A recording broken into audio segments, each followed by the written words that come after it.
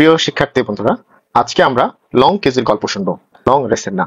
আসলে long case examination এটার হচ্ছে আমরা প্র্যাকটিক্যালি যে কমন এরর গুলো বা পিটফল গুলো দেখেছি সেগুলোরই কিছু গল্প তোমাদের সঙ্গে আজকে শেয়ার করতে চাই। আর এরপরে আমাকে এই হচ্ছে হিস্ট্রির সঙ্গে অবশ্যই পেশেন্টের রানি নোজ আছে কিনা এবং পেশেন্টের হচ্ছে যে allergic manifestation like itching of the হচ্ছে যে বডি এবং হচ্ছে স্কিন ইরাইথমেটাস হয়ে যায় কিনা ইচিং এর সাথে সাথে, দ্যাট মিন অ্যালার্জির যে ম্যানিফেস্টেশন গুলো সেগুলো আছে কিনা সেগুলো অবশ্যই অবশ্যই আমাকে এই হিস্ট্রিতে লাগতে হবে। কারণ কি আমরা জানি যে একটা সিওপির অন্যতম ডিফারেন্সিয়াল ডায়াগনোসিস হচ্ছে ব্রঙ্কিয়াল অ্যাজমা। ওকে, সো এই ব্রঙ্কিয়াল অ্যাজমাতে সাধারণত রানি নোজ, স্নিজিং, এরপরে হচ্ছে ইচিং, এগুলোর হিস্ট্রি গুলো সাধারণত থাকে। সো এই জাতীয় কোনো হিস্ট্রি আছে কিনা সেগুলো আমাদেরকে অবশ্যই অবশ্যই এই হিস্ট্রি অফ প্রেজেন্ট ইলনেস এর মধ্যে এটা উল্লেখ করতে হবে।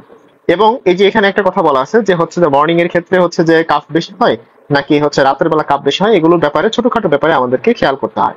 যদি খেয়াল না করি তখন আমার এই হিস্ট্রিটা শেষ করার পরে যখন আমি আর আমার প্রফেশনাল ডায়াগনোসিস বলবো যে এটা হচ্ছে অ্যাকুট এক্সাজারবেশন অফ সিওপিডি, তখন স্যার নেক্সট কোশ্চেনটাই বলবে যে তোমার তাহলে ডিফারেন্সিয়াল ডায়াগনোসিস কি।